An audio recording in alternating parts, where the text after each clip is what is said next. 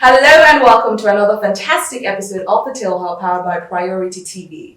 Now, this thing called sex education, parents, y'all need to do better. Yes, there's no smiling, straight face right now. Now, a lot of folks, would I say, shy away from talking to their kids about sex education. Some do not know how to go about it.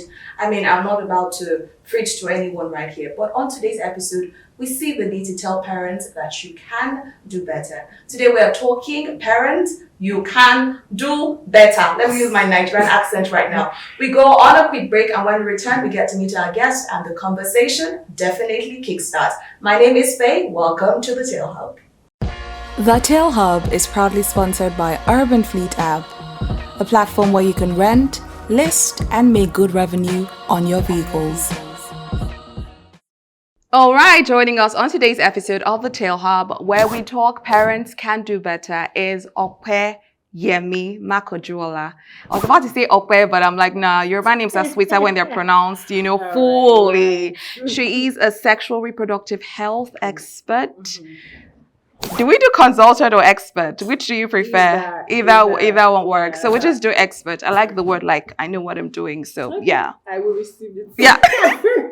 But how are you doing today? You look absolutely amazing. All these lies, whining me on camera. Please. You're used to people whining you. We tell you the truth and nothing but the truth at PGK. Thank you so much. Thank you. I feel like that was just drama, though. Oh my God. The fact that you deal with something so serious, you're like life of a party.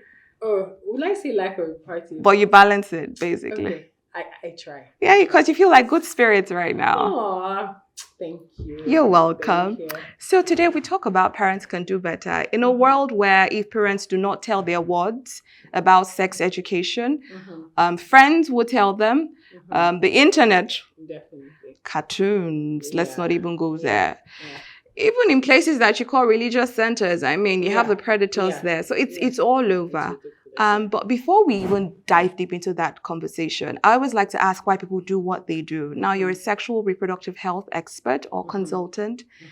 Why are you doing that? Did you have a traumatic experience, or you just love doing it? So 2 reasons. I'll start with the first. I had this friend, and I saw that he was always concerned. There are people who are quiet, and there are people who that they're not quiet, but something is going on the inside, and so they withdraw. And I got talking to him, and he said, his dad beats his mom. And whenever he's at home, he can defend her. He can maybe push his dad away or something, or block him.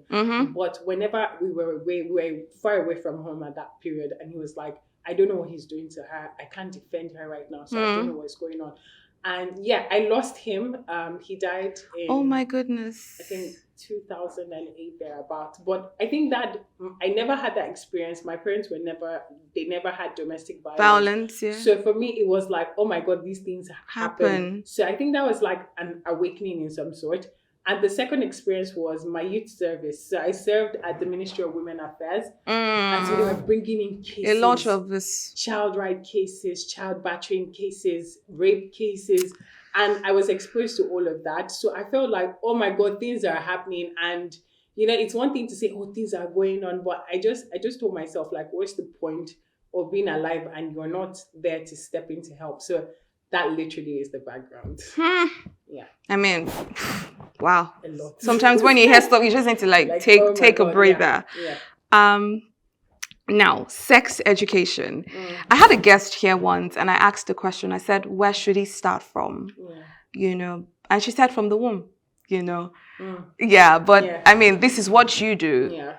At what age, really? Yeah, I would say from the point the child understands, right? And there's a reason for that. Yeah. So for me, I think one of the core reasons for sex education is protection from sexual abuse, right? And we all, if you don't know, sexual abuse happens more with children than adults, because of course adults can defend themselves, adults can speak. So predators focus on children. So if a child does not know what to protect themselves from, then it's going to be very difficult. Like I've had a case of a 2-year-old who was raped, by a man.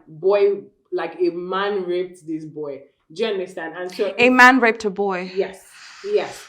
So imagine a scenario, and this 2-year-old can speak. Like he can say mommy, he can say daddy, and everything. Imagine a case, and nobody knew about it.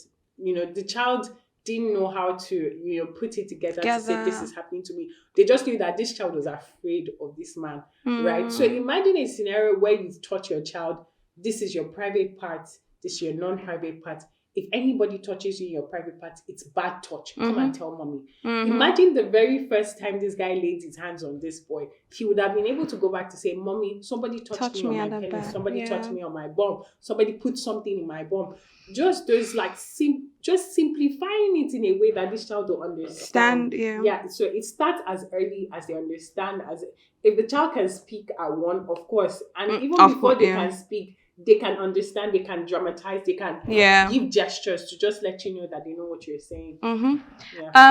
You mentioned something here where you said no sex education, then you have child abuse. So are you categorically saying that for every case of child abuse, it is due to the lack of sex education? I would say it's due to, number one, you can educate your child on sex. You can educate your child to protect themselves, but you cannot control all the elements around, access to your kids, because sexual abuse can happen outside the home.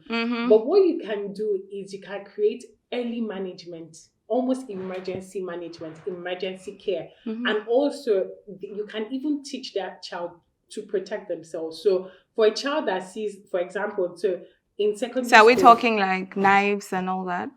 I would say, would you go to the extreme? When it comes to that, parents ask me a lot that, can we give our kids arms, like petty arms? Yeah, and pen I say, knives and all don't that. give arms if you don't train that child seriously how to use them, because the perpetrator will take that gadget and injure that child. We have several cases there where you give your child a pen knife, and then the assailant takes that knife. So whatever mode of protection you want to use, professional training is required. Pepper spray especially. A lot of people say, just give your daughter pepper spray. How to angle the spray, the angling, the bringing it out. In all that process, this person can hold your hand. So you need to professionally teach your child. You might not, of course, you don't have to get... We'll probably just need to hold the thought and go on a break. When we return, definitely, it's a whole lot. Find great choices of automotives on the Urban Fleet app. Get it on your Google Play Store and iOS stores, or visit www.urbanfleet.biz. Okay, still talking. Parents can do better in link to sex education, sexual education, sex education. And we still have Opeyemi Makanjuola. I'm sorry. That was a tongue twister. Makanjuola with us. Now we're talking about the use of armed devices, and you were just giving your take on it. So let's just continue from there. Yeah, like what I was saying, like you have to train properly, because there are so many cases of children trying to protect themselves, and in the process the assailant takes it off and even does more harm.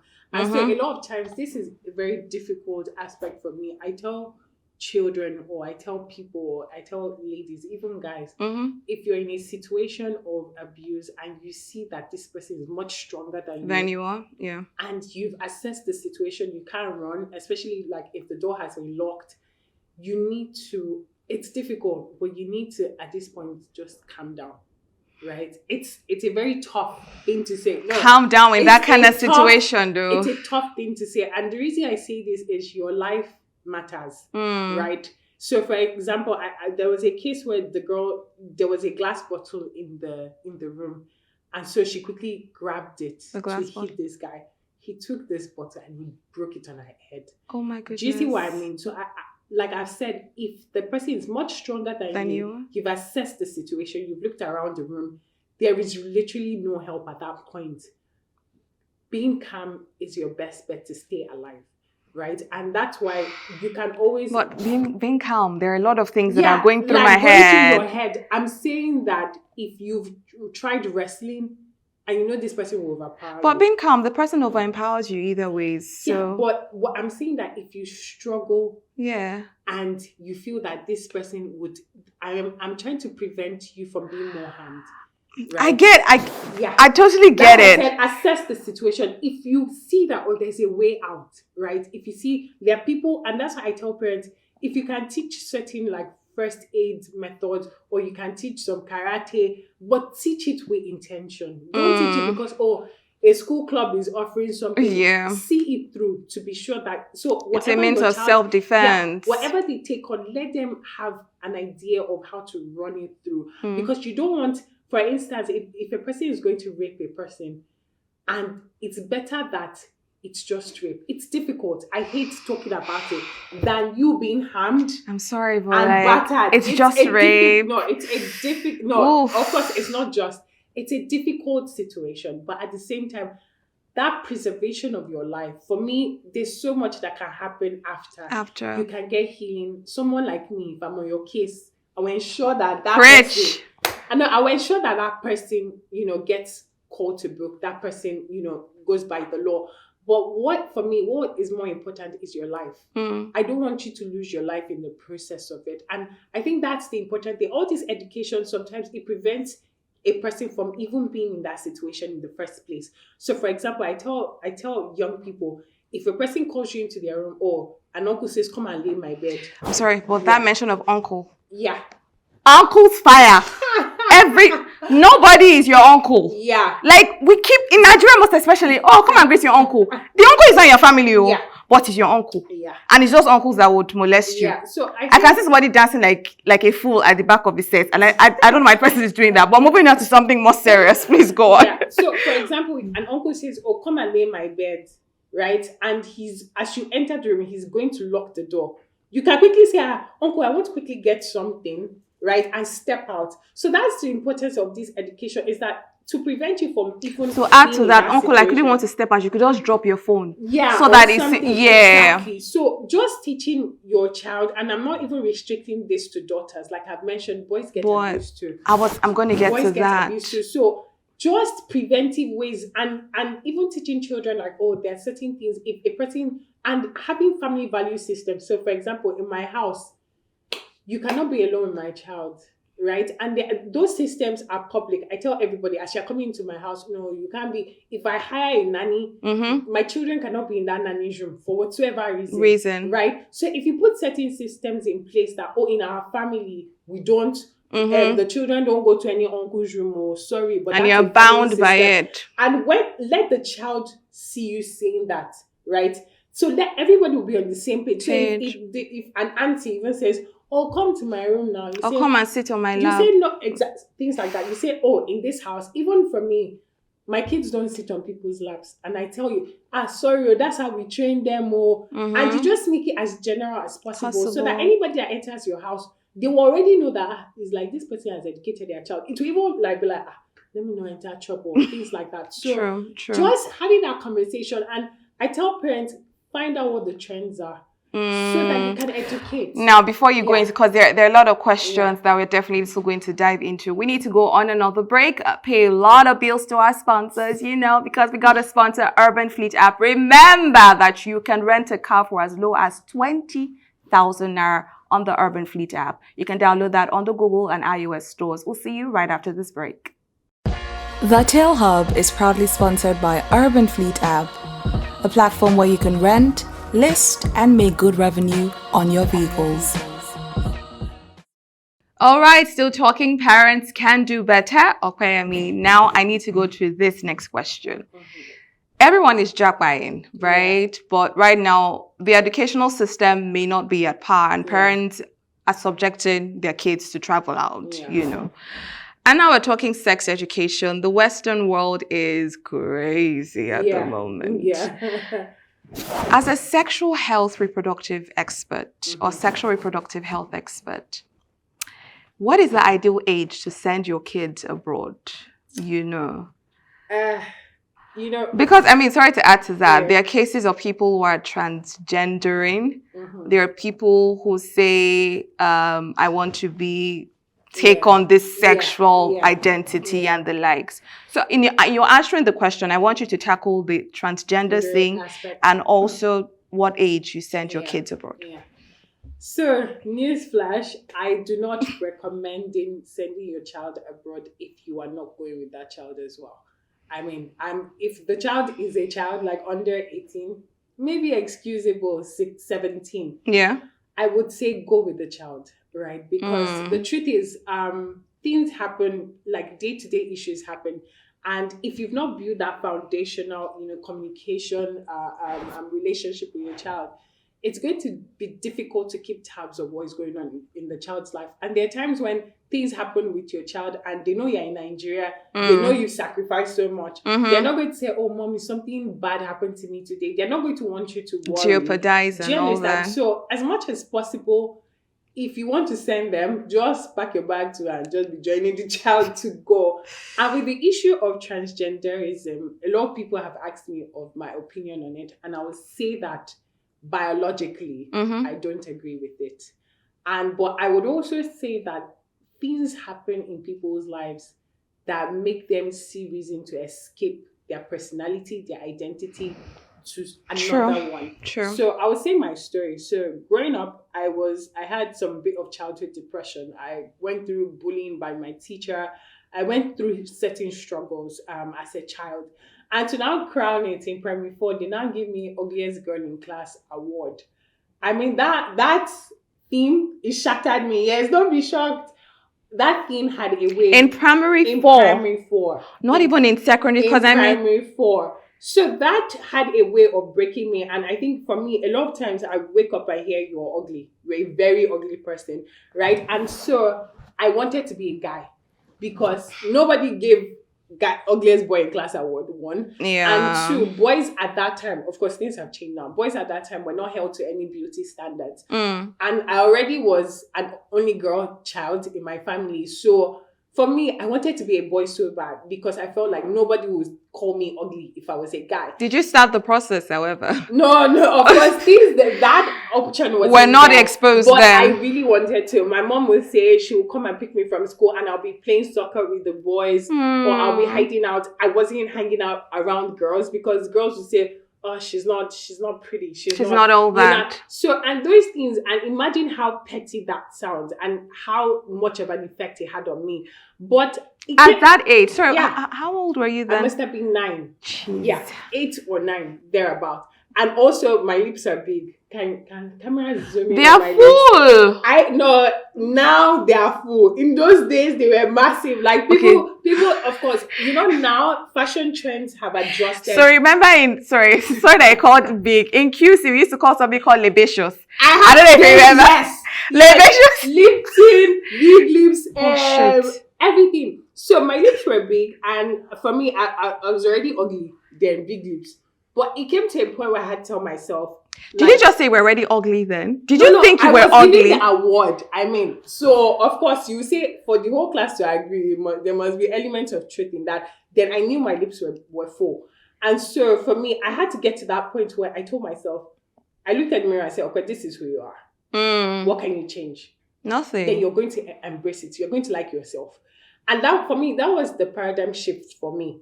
Because everything about me changed from that perspective. I had to accept myself.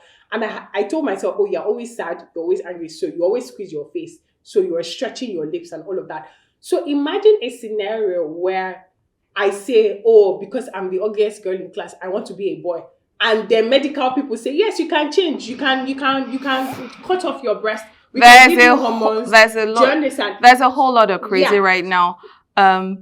We need to go on another break because I'm literally still trying to take in 9 years, primary 4, ugliest girl. We can do better. Yes. Even as peers, friends, come on now. Yeah. We'll see you right after this. Find great choices of automotives on the Urban Fleet app. Get it on your Google Play Store and iOS stores or visit www.urbanfleet.biz. So something could have happened, like in my case. Other children go through things that are traumatic, and changing their gender is their way of escaping. But it shouldn't be that. A lot of times we need to start offering children, psychological care, therapy care to say what happened. So if your child, no, even there's a way religion can play, but you need to address the issue. So, for example, if a child comes to you to say, "Oh, mom, I don't want to be a boy anymore. I want to be a girl," it's important to find out what happened in that child's life. Find out what happened along the line. Religion is because sometimes parents kids Say, go to God their forbid. parents. Yeah, Exactly. And I tell parents, like, let us, try to get involved, like, in what's going on. Prayers are important, but works are important too. And even the Bible says prayer and works, they have to go hand in hand. So if you're ever in that situation, you need to find out what happened, and not just from the child, because the child might say, nothing happened. Find out from teachers what's going on. Like, a lot of times there are open days. We always ask, the educational aspect, is he first in class? We're not asking about social interactions. Even for bullying, things like that, all these things trigger certain decisions to say, I don't want to, and do not offer, a change of gender. Don't do that, especially to children. Like, I know adults are doing it, but they are adults, so I'm not even going to touch on that. But for children, address the issue. Get them help. A lot of times, parents say, they were great. Find out what happened and get help till that child, and when people offer, you want to be a boy? Okay, be a boy. That escaping to another gender will never solve that problem. And you will see that they will relapse and they will go back to where that issue is. So personally, I don't believe in it. I've had children I've worked with who have had that scenario of, I don't think I want to be a girl anymore. And by the time you dig deep, you know that something happened along the line that we needed to address. And after addressing it, they always feel good. They always feel like, I'm like, you don't want to be a boy again. Like, I'm your parent now. So imagine if you go along with the process and say, you want to be a boy, and you change that child. And somewhere along the line, the child's like, no, I made a mistake. I want to change back. There's no going back. So that child for life will be hanging. When you want to transgender, when the whole sexual organs are changed, you can't rechange it? You cannot. So imagine a castrated child. Do you want to stitch it back there? Do you get what I'm saying? So give that child therapeutical support, give that child help. And everybody in that child's life, they have a role to play. As parents, you have a role to play. If that child has siblings, everybody has a role to play. Find out what is going on in school. Get that person's support. And as parents, you might not be able to do it alone. So as a parent, you will also even need psychological care, because for you, it can break you. It can. So that you know how to address it yourself, and so that you know how to guide your child as well. But please don't let anybody allow you, or don't allow anybody suggest those changes to you. Then you take it up. Because even in the US, they say, the child will commit suicide. Please, no. Just address the issue, find out what is going on, and guide. Nigerian mother, when you say, the child commits suicide, is exactly that slap because you reset your brain. So, and also, let's even not always say, I will slap you or something. Find out what happened, because this generation, they're more sensitive than our generation, as we've observed. So, get to the bottom of it. Okay, so, we've been talking really hard, sensitive questions. Yeah. Something that we always heard, growing up as parents, from our parents is, I could use your name. Don't allow any boy touch you. Once a boy touches you, you will get pregnant. You will get pregnant. Don't allow. Once they touch you like this, you're pregnant. Yeah. Do parents still play that card? Yes, they do. And the funny thing is, it's usually when the girl starts menstruating, then they find out, you're menstruating now. You are now a woman. If a man touches you. And, I have a course on sex education for parents, and I was doing some research before the course, and I was asking people, what was your sex education with your parents like? Everybody said they only had one conversation, and it was after they started bleeding, and parents were saying, now, if a man touches you, and they experiment, man one touches them, you sit beside them, and nothing happens, then they start to experiment. So I tell parents, say it as it is. For my parents, my parents were very open about this conversation. Not that they will say the sex as a word in itself, but they were also always guiding to say, sex feels good. It feels great. But it's a time-bound thing. A lot of parents say that. It's a time-bound thing. Like, and my dad used to talk about the orange. He used to say, if you get an orange that is ripe and you take it, it's nice. But if you get an orange that is unripe, it sets your teeth on edge. So he always used to use he always used to use that angle. I'm hearing it from a guy. So for me, I was able to even wait till I was ready for marriage, honestly. Yeah. And it was because at every point I knew that it was good. I knew it felt good. But my parents had guided that. But you get into it and you get tired. Yeah. It wasn't even. I knew that. It's a repeat. Yeah. You constantly to spice things up. Exactly. And for me, it was like, oh wait, it's a good thing. So when you are aroused or something, you know that. Yes, it comes with this feeling, but you know that it's a time-bound thing. You know that you can wait. You know you can control yourself. So having those conversations made me know that, look, okay, you can actually wait. You can hold on. And I tell parents, like, don't lie. Don't lie. Just say it as it is. It feels good. It is nice. At some point, you will see a guy and you will like the guy. You will have feelings for the guy. But wait, do you want to start having relationships at primary school? Do you want to start having breakfast served at primary school or at secondary school? Do you understand? Breakfast is real. It's real. Breakfast, even to the littlest of children, their hearts are getting heartbroken. We go on another break, and then when we return, I've been honored by this conversation. See you right after this. The Tale Hub is proudly sponsored by Urban Fleet app, a platform where you can rent, list, and make good revenue on your vehicles. Now moving on to the next question, right? There is a constant pressure on girls. You need to dress a certain way. You need to look this way. You don't need to touch this person. You need to act like you can't even hurt a fly.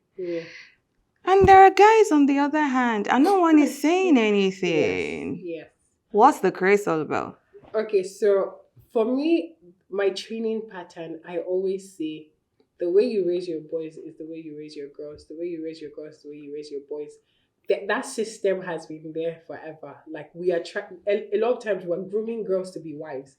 What about the boys? Wouldn't they be husbands to people? And I'm encouraging parents, especially parents of boys. I'm a mom of 2 boys. And I tell parents, like, if you do not raise your boys, they will become a menace somehow. Like we're seeing things happening. Rapists are sons of somebody, are daughters of somebody. So if you're telling your daughter, or go to the kitchen and cook, you should tell your son, go to the kitchen and cook as well, because it's a life skill. Cooking is not gender-based.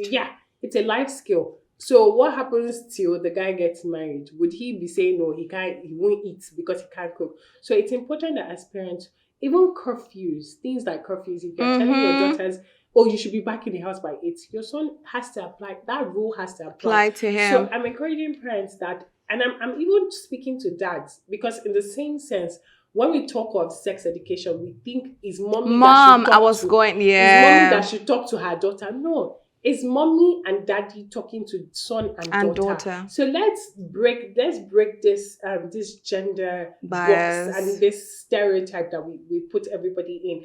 And because if we handle it that way, where we're educating everybody, where everybody is involved, both daddy and mommy, you will see that the next generation will be grateful to us for it. Word. Now moving on to trends. You know, we started off with, if you don't teach your children, the internet will teach them. So as a parent, I know that, there's a craze of having to resume by 8, you're out of your house by 4 a.m. And there are trends, obviously, online, on the internet, wherever it is, cartoon. How do you keep up with trends as a parent? How are you one step ahead of your children? So there is no excuse whether you're busy or not. And I tell parents this, the moment you say, I'm having kids, be ready for all that comes with it. So a lot of people say, oh, I come first. Like there's this new trend, we feminists, me first, career first. I'm sorry, but the moment you bring a child to this world, that child's life has to come first. You have to prioritize, because they did not ask, they did not send you. You're the one that brought them here. So I tell parents, the moment that happens, you need to be deliberate. You might not even have all the time. But even while you're at work, I'm not saying do other things, but I'm saying that you can do some research by the side, or what's going on. And you need to build a relationship with your child. Like, for example, I know my son's favorite cartoons. I know all those things. So even taking interest in what they do, you will go and Google it. oh, your favorite cartoon is Disney. Let's say, for example, And you have a conversation about Yeah, these cartoons with yeah. him. Like, for example, let's say Ben 10. I know Ben 10 doesn't exist, but you know that, oh, my child loves Ben 10. Pinky You and the go Braid. do your research. Yeah. Learn about Ben 10, all those things. But is this safe? Is this not safe? Go on social media as well. And I think this generation is much easier because there are parenting platforms. Yes. There are different parents now. There are different platforms where parents can learn new things. And we now have social media that just highlight some of these issues. We've talked about transgenderism. Yes. There are other issues. Find out what is going on. Ask your kids questions. And there's something my mom used to do. She used to always encourage me to have friends over.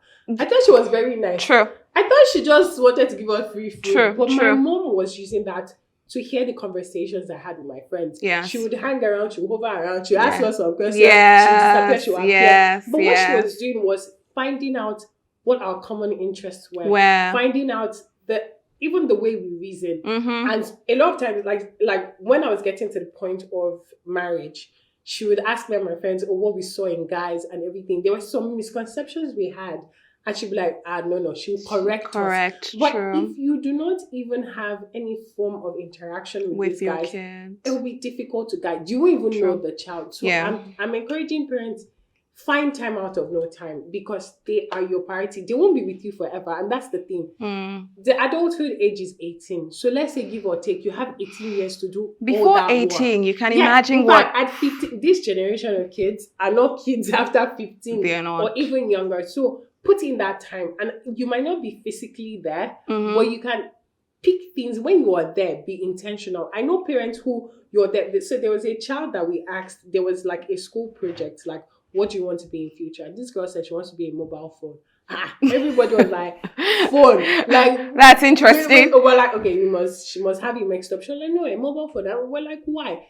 She said, my mommy and daddy, they like their phone. They're always on their phone. Oh, wow. They always hold their phone. But they don't talk to me. They don't play with me. And so there are times when we say, oh, I'm so stressed out. Even for parents that are always at home, are we engaging them? Or you are just, oh, busy, how far? And you're on the phone. Because we adults are more on social media now than even the kids. So when you are with them, be deliberate. Because sometimes that 1 hour, that 30 minutes, you're building long-term memories. So be deliberate. Like sometimes you catch yourself off guard, but make that effort. Be very deliberate. And also about have it. bonding activities. So for example, my husband's family, they are soccer addicts. My mother-in-law is a soccer freak. Arsenal, no, my mother-in-law and Arsenal. Yeah, we're in the building. Right here. Gunners for life. Go on. But you see that whenever there's a match, it brings the whole family together. They have chosen that as their bonding factor. My father-in-law is tennis. In my house, growing up, it was playing sports. My dad would make us play badminton, we'll play soccer with the whole family. In those moments, there was like a let down social way of reaching us. There was an easier way to have conversations rather than the way we're sitting down. If I call my child and I say, sit down, let's talk, they'll just like, what is going on? what does one? But when you're in an outdoor setting like that, even as a father, you can take your daughter on dates just to help her manage her expectations. I mean, there are like so many things. And to add to that, I would say, I had a guest here once and we're talking about, sex, everybody just gets crazy. And they said, look, sometimes it gets to a point where you literally need to plan. Say in 2 weekends in a month, you know that you're going to a resource center just to have sex. So for parents, the truth is if you don't have time for your ward during the week, you can say Saturday, I'm dedicating 7, 8, 10 hours to spend time with you. So we go on the break, and when we return, it's time to wrap up the conversation. We'll be back soon. Find great choices of automotives on the Urban Fleet app. Get it on your Google Play Store and iOS stores, or visit www.urbanfleet.biz. All right, still talking parents can do better. Our last question for this very interesting and sensitive conversation is, so we have several cases of rape. So imagine a scenario where a girl is raped and she wants to opt for abortion. I know that when you get raped, they say go to a doctor immediately. But at that time, she's probably thinking guilt, shame, and fear, and every other thing that comes with it. Now, are you a firm believer of want to abort, go and abort. Yeah. Or you're like, you're in between. Just let me know what you're Yeah. So, like you earlier said, I always hope it doesn't ever get to that point. Yeah. And to do this, and it's a tough question. The same way I said, try so that your assailant doesn't attack you. The same way, immediately rape occurs, don't take a shower. Let the police be able to investigate. Let get forensic services. And there's an organization called Mirabel Center. I'm sorry, but it sounds so it's difficult, and honestly, that's why I'm a prevention person. I always try prevention, but if it gets to that point, right, you want to first go to maybe the police. Maybe not the police. You can go to Mirabel Center. I was about to say, really, Mirabel Center, they offer free forensic services. That means they would do your blood work. They would review you. Yeah. They will give you emergency contraception, all for free, right? So we have those things in Lagos here, so that when you get emergency contraception, you know that that fear of pregnancy is not there. So going back to your question of what to do. Yeah. I would not advocate for abortion personally. Okay, so say the girl doesn't do what she's supposed to do, the preventive measures. Yeah, so there are options, right? Okay. It's tough. It's a tough call. There are options. Like we now have, I know a lady who gave her baby to a couple that has been waiting for years and years. Basically, do not abort that child. Yeah, I mean, it's a tough conversation. It's a tough, and I would say emergency. Just do that emergency one, so that. But when it becomes a baby, it's a tough call. But I would say there are options.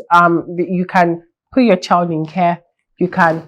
I would not recommend abortion. So you're saying carry on with the pregnancy. I am saying, please, if it happens to you, don't let it get to that point, right? The other thing is, at the end of the day, is the mother's choice, because it's such a traumatic experience for her. But please, everybody, try your best not to wait that long. Get emergency contraception, so that even that guilt and all of that, you don't have to deal with that, especially because one has gone through an ordeal already. So just make sure it doesn't get there. Yes, sir. Okay. I know. I mean, it's tough, really. Tough. It's tough. I'm sorry to say this. I feel like it's tougher for women. Yes. The situations, the scenarios, it's just women, really. Yeah. The men, obviously, that's not to say you don't experience these things, but not at that pain threshold, and not. And that's why we encourage, even for men, we encourage men to encourage men, right? We encourage, now there are men communities where they're encouraging other guys to do better.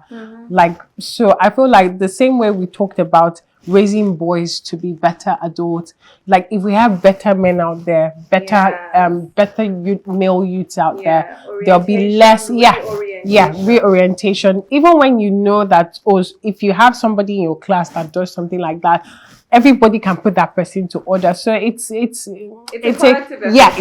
definitely really that. So like I said, if you've ever gone through that ordeal, please don't feel like, I've been raped, my life is over.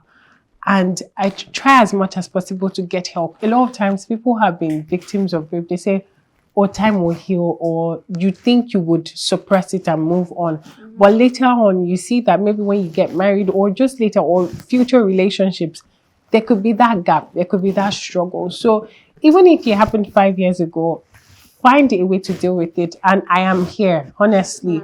You can send me an email. You can send me a WhatsApp message. I am always passionate about things like that. You need healing. You really do. You do. And you need to let yourself know that it wasn't your fault. It's not on you. And it's about the assailant. And even as a country or as a community, we need to learn to shame the perpetrator and not look at the girl to say, look at you, see what you wore, why were you there? The act of rape let's look at it from the perpetrator's angle and fix that instead of looking at the victim to saying, oh, it's your fault. So please, let's do better as a society as well. All right then. Thank you so much, Opeyemi, for joining us on today's episode. It has been quite insightful. It's a conversation that doesn't end. It's something that you need to talk about over and over again. Till we come your way again in another episode of the Tale Hub. Please just have sense. Do not be the assailant. Do not do bad stuff to people. We all need love, respect one another. And if you have ever been the assailant, I mean, you can always change. Yes, you know, you can. no one is going to castigate you. My name is Faye. Do have a lovely day.